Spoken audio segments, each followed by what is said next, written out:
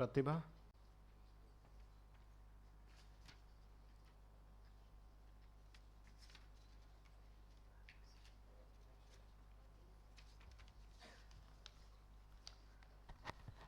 Good afternoon, everyone. So, I'll be presenting my case series of unusual headache in children. Headaches are very common and disabling problem for children and adolescents. Almost 60% of the children experience at least 3 headaches per year, and the similar trend is seen in the Indian data as well. The commonest cause being migraine and tension type headache.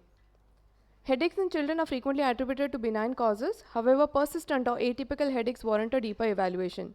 So this was a case of a 5-year-old child who presented with holocranial headache, which increased in frequency since the past few weeks. He had occasional vomiting, and he had unusual episodes of crying due to headache.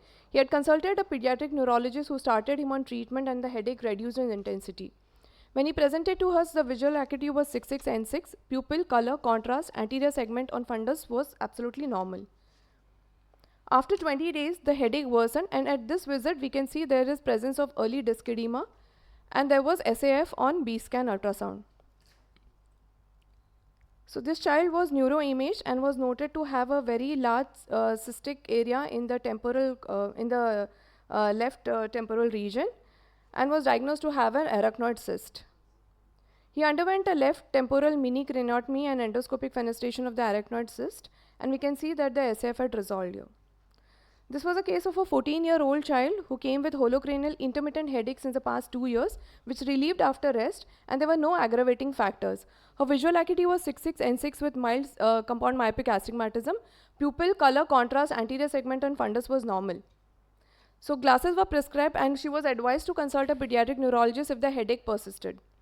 However, to our surprise, after 3 weeks, she comes back again with a sudden drooping of the right eye upper lid. Her visual acuity at this visit was 6/6 and 6 with a right eye ptosis, left face turn, and anisocoria with the right eye being the larger pupil. Her squint evaluation and extraocular motility were suggestive of a right third nerve palsy, which was involving the pupil.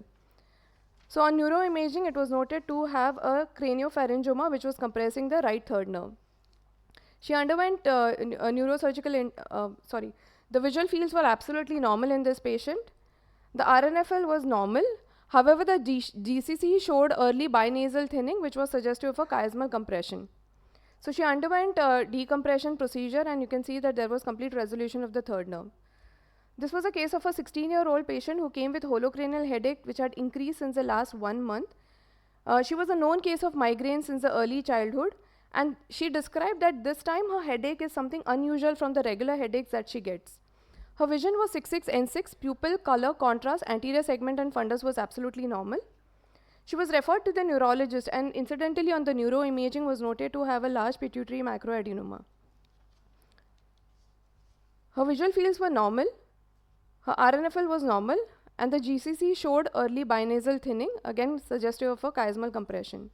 So there are certain important aspects of headache that one should be aware of. One should know the onset and the duration, like whether it is sudden in onset or progressive, the location and the character, whether we are looking at a severe or unusual pain, especially in the occipital and bifrontal region, the triggering factors and the timing, morning headaches, nocturnal awakening or aggravating with coughing and bending, the headache associated with symptoms like nausea, vomiting, visual changes, neurological symptoms, and if the daily living activity is getting affected, like if the child is missing school, sleep disturbance or inability to perform the routine task.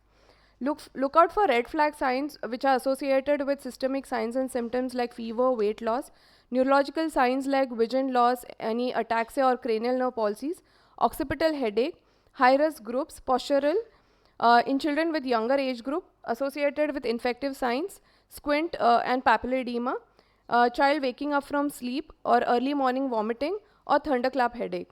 So we know that MRI is the modality of imaging when it comes to ruling out any secondary causes. However, ophthalmic instrumentation like OCT, visual fields and B-scan also can help in clinching the diagnosis early.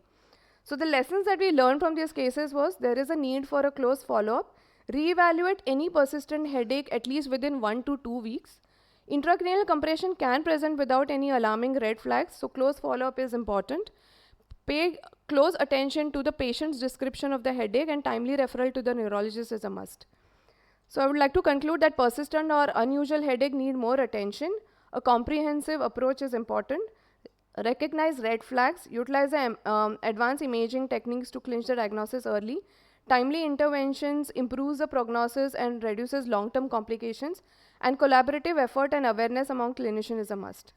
Thank you. Thank you. Very nice case series there. So no questions. Thank you. The pituitary macroadenoma was a cause in that case. The 16-year-old, yeah.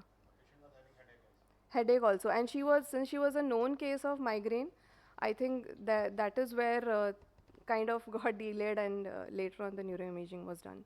Because she complained that it was unusual. I think the patient was very, very clear that this headache is not what I get for the past so many years. So that was the reason why she was neuroimaged, and incidentally it turned out to be a pituitary macroadenoma. Yes, yes. Yeah, but in all these cases, the only symptom was headache. And even if there was craniopharyngioma or pituitary macroadenoma, except for the GCC early binasal thinning, there was nothing that could have, told us that do the neuroimaging at the first visit itself.